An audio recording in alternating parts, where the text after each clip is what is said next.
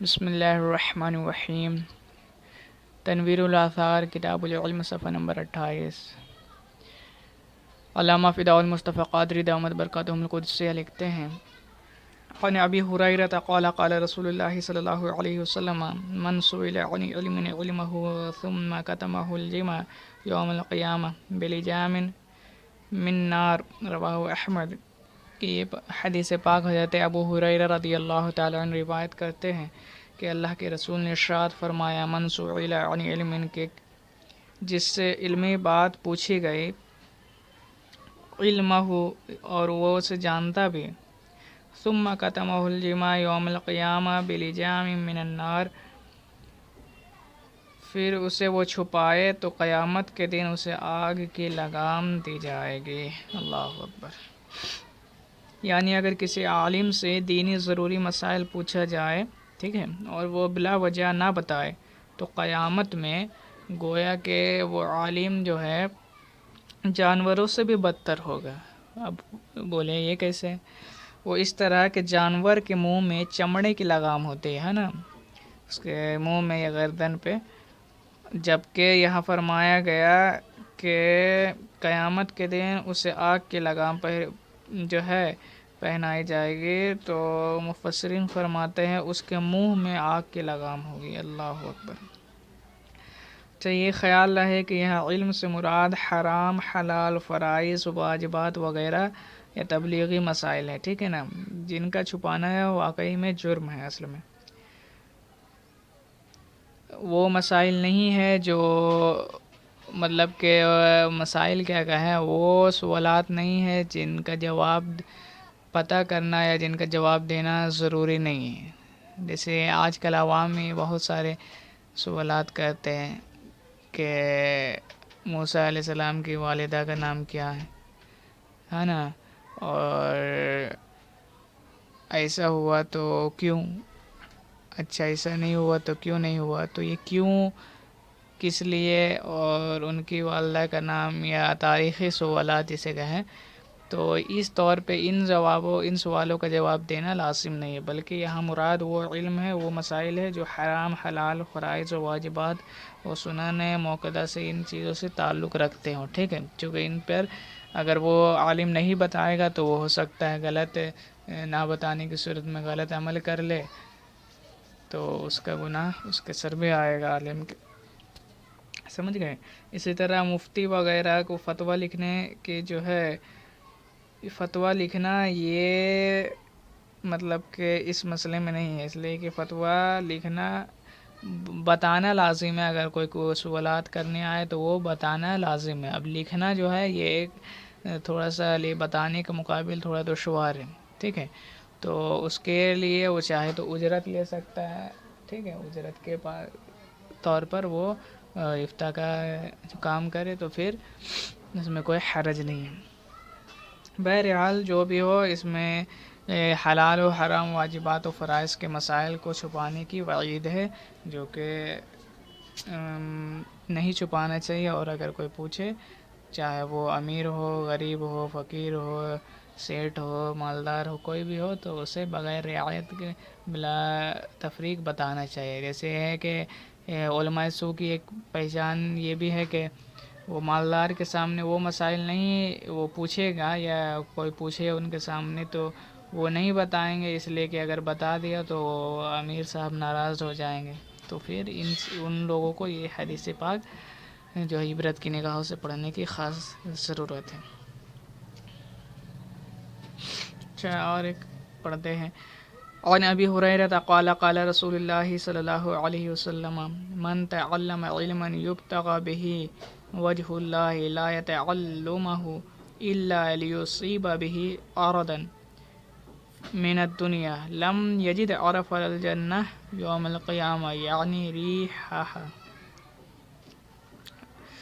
یہ بھی جو ہے حضرت ابو ہریرہ رضی اللہ تعالی عنہ سے مروی ہے، وہ کہتے ہیں کہ اللہ کے رسول نے ارشاد فرمایا، جو کوئی وہ علم سیکھے، من تعلم علما، جو کوئی وہ علم سیکھے، یبتغى به وجہ اللہ، کہ جس سے اللہ کی رضا اللہ کی خوشنودی ڈھونڈی جاتی ہے. لا یتعلمہ الا لیصیب بہ، صرف اس لیے کہ لیصیب بہ عرضا من الدنیا، کہ صرف اس لیے کہ اس سے دنیاوی سامان حاصل کریں. ٹھیک ہے، یعنی فرمایا جا رہا ہے کہ علم دین کوئی اس نیت سے سیکھے کہ اس سے صرف دنیاوی اس کا مفاد جو ہے مراد ہو، اس کا ارادہ ہو، اس کا قصد ہو کہ میں دنیا کو، میں نام و شہرت اور دنیا کے مال و متاع سامان کو اس علم کے جو ہے تھرو، اس علم کے سبب حاصل کروں گا.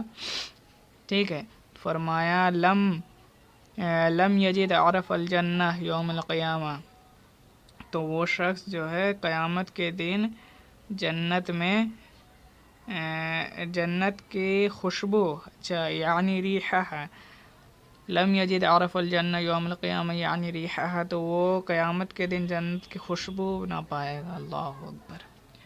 یعنی علم دین کو، علم حق کو اس لیے حاصل کرے کہ وہ دنیا کے مال و متاع کمانے کی نیت ہو اور نام و شہرت کا چکر ہو، اللہ کی خوشنودی جو ہے اس سے کوئی سروکار نہ ہو، تو وہ شخص جو ہے قیامت کے دن جنت کی خوشبو بھی نہ پائے گا. اب اس کی تشریح سمجھ لیں کہ یہاں اس حدیث پاک کے جو ہے مراد یہ ہے کہ علم دین فقط دنیاوی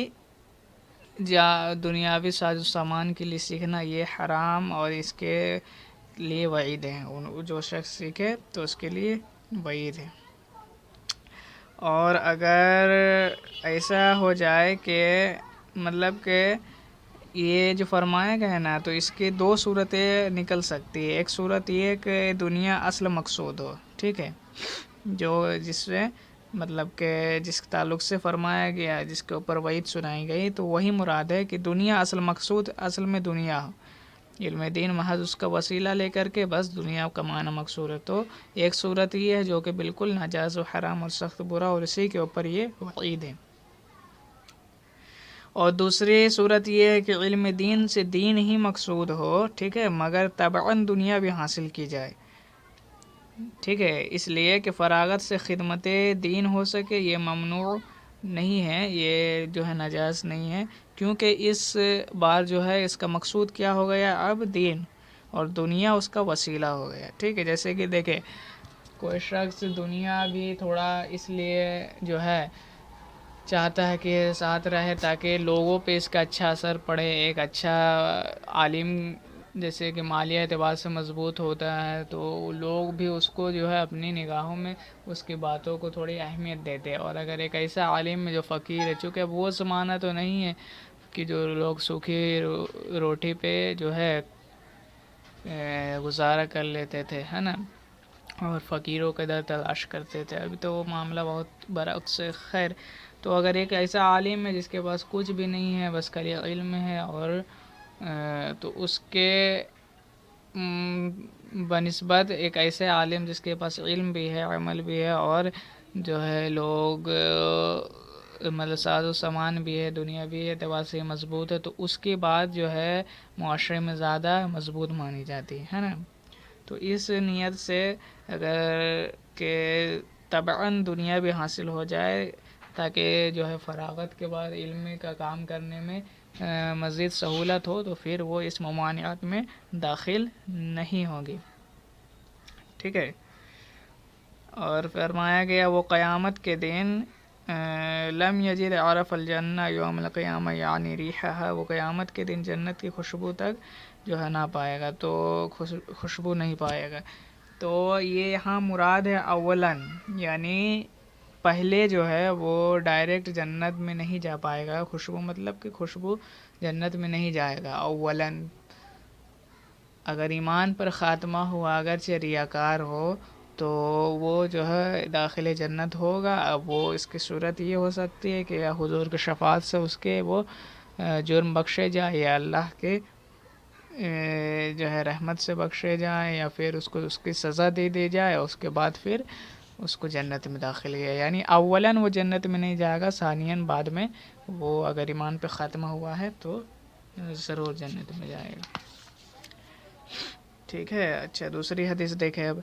عن ابن عباس رضی اللہ عنہ قال قال رسول اللہ صلی اللہ علیہ وسلم اتقوا الحدیث عنی الا ما علمتم فمن کذب علی متعمدا فلیتبوأ مقعدہ من النار رواہ الترمذی.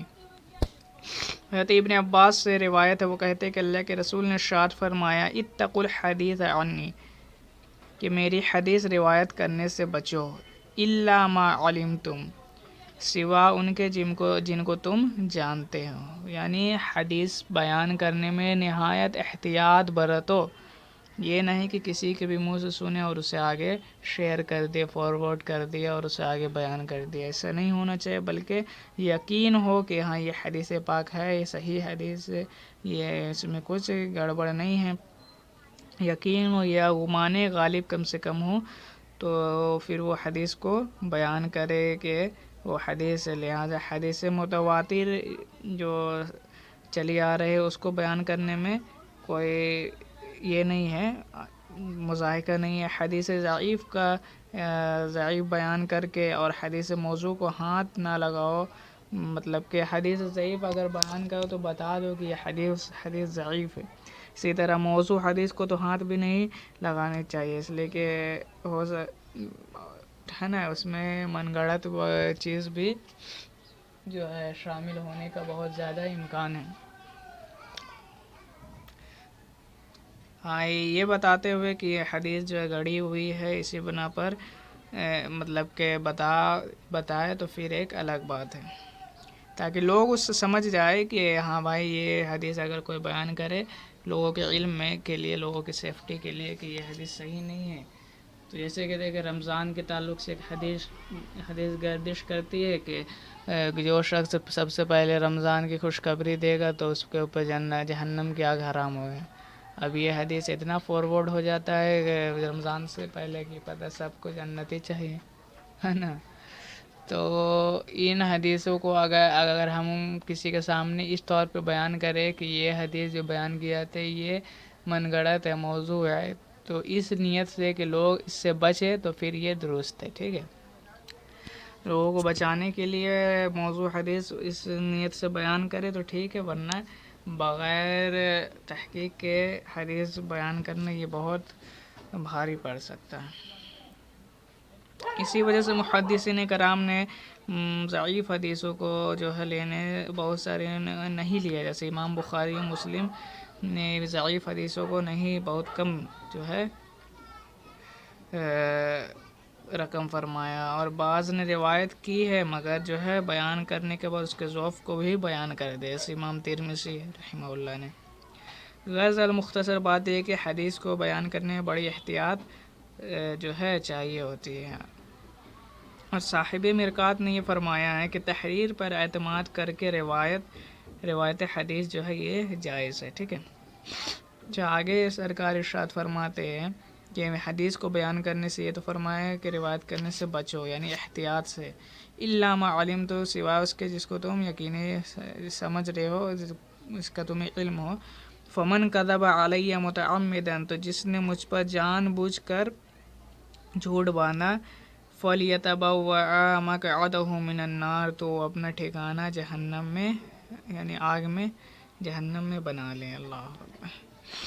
یعنی جھوٹی حدیث بیان کرنا یہ کتنا بڑا جرم ہے. دیکھے یوں تو جھوٹ بولنا ویسے بھی جرم گناہ کبیرہ ہے، ٹھیک ہے، لیکن جھوٹ سرکار کی طرف منسوب کر کے بولنا یہ جھوٹ عام جھوٹ سے بھی بڑا گناہ ہے نا. اس لیے کہ آپ کے جھوٹ سے کسی بات کی طرف جو ہے یا کسی کا نقصان یا آپ کو فائدہ ہو سکتا ہے، لیکن سرکار کی طرف منسوب جھوٹ کر کے بولنے سے دین میں بگاڑ پیدا ہوگا. اور یہاں ایک لفظ سرکار نے فرمایا متعمدن، یعنی جان بوجھ کر. ٹھیک ہے، تو اس سے یہ سمجھ میں آتا ہے کہ خطا پر پکڑ نہیں ہے. اگر کسی حدیث کے موضوع ہونے کی خبر نہ ہو اور اسے کسی نے روایت کر دی تو ایسا شخص جو ہے وہ مجرم نہیں ہوگا. البتہ پھر بھی احتیاط ضروری ہے حدیثوں کو بیان کرنے میں، ہے نا. اچھا دوسری حدیث دیکھیں. لکھتے ہیں عن ابی ہریرہ قال قال رسول اللہ صلی اللہ علیہ وسلم من افتی بغیر علم کان اثمہ علی من افتاہ ومن اشار علی اخیہ بامر یعلم ان الرشد فی غیرہ فقد خانہ، رواہ ابو داؤد۔ یہ حضرت ابو ہریرہ رضی اللہ تعالیٰ عنہ سے یہ حدیث پاک مروی ہے۔ وہ کہتے ہیں کہ اللہ کے رسول نے ارشاد فرمایا، من افتی بغیر علم، جو بغیر علم کے فتویٰ دے، کان اثمہ، تو اس کا گناہ فتویٰ لینے والے پر ہے، علی من افتا، تو اس کا گناہ ہے علی من افتاہ، جو فتویٰ لے۔ تو یعنی کہ جو شخص بغیر علم کے فتویٰ دے تو اس کا گناہ جو ہے وہ فتویٰ لینے والے پر۔ اس کے دو مطلب بتائے ہیں مفسرین کرام نے۔ ایک یہ ہے کہ جو شخص علماء کو چھوڑ کر جاہلوں سے مسئلہ پوچھے تو وہ مسئلہ پوچھے، ٹھیک ہے نا، اور وہ جس سے پوچھا گیا وہ غلط مسئلہ بتائے تو پوچھنے والا بھی گناہ گار ہوگا۔ کیوں؟ اس لیے کہ یہ عالم کو چھوڑ کر آخر اس کے پاس کیوں گیا بھائی؟ اگر وہ نہ پوچھتا تو یہ نہ پوچھتا نہ وہ غلط بتاتا، ہے نا۔ تو اس صورت میں جو ہے افتاء بمعنی استفتاء کے۔ اور دوسری صورت جو ہے وہ یہ کہ جس شخص کو غلط فتویٰ دیا گیا تو اس کا گناہ فتویٰ دینے والے پر ہے نا۔ اس صورت میں پہلا جو ہے یعنی افتیا یہ مجہول پڑا جائے گا۔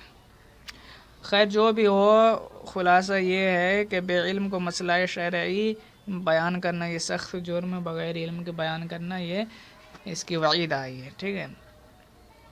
پھر فرمایا اللہ کے رسول نے، وَمَنْ أَشَارَ عَلَى أَخِيهِ بِأَمْرٍ يَعْلَمُ أَنَّ الرُّشْدَ فِي غَيْرِهِ فَقَدْ خَانَهُ، اور جو اپنے بھائی کو کسی چیز کا مشورہ یہ جانتے ہوئے دے کہ بِأَمْرٍ يَعْلَمُ أَنَّ الرُّشْدَ فِي غَيْرِهِ کہ درستگی جو ہے اس کے علاوہ ہے، فَقَدْ خَانَهُ تو وہ خائن ہے، وہ خیانت کرنے والا ہے۔ یعنی کوئی مسلمان، کوئی شخص کسی سے مشورہ لینے گیا اور اس نے مشورہ یہ جانتے ہوئے دیا کہ جو میں بتا رہا ہوں اس کے علاوہ دوسری اس پر عمل کرنے سے اس کو نقصان ہوگا، اس کو مصیبت پہنچے گی، جبکہ حق جو ہے دوسرا، صحیح مشورہ دوسرا ہے، تو یہ جان کر کے مشورہ دینے والا وہ شخص جو ہے خائن ہے، خیانت کرنے والا ہے۔ اس لیے کہ خائن صرف جو ہے امانت پر نہیں ہوتی بلکہ راز پر، عزت پر، مشورے پر، ان چیزوں میں بھی جو ہے ایک کا دو کرنے والے بھی خائن ہیں، اور وہ شخص بھی، ایسے شخص بھی جو ہے مجرم ہے۔ اللہ پاک ہمیں ایسے لوگوں سے محفوظ فرمائے، اور سچ کہنے اور حدیثوں کو بیان کرنے میں جو ہے ہمیں احتیاط برتنے کی توفیق عطا فرمائے۔ وما علینا الا البلاغ۔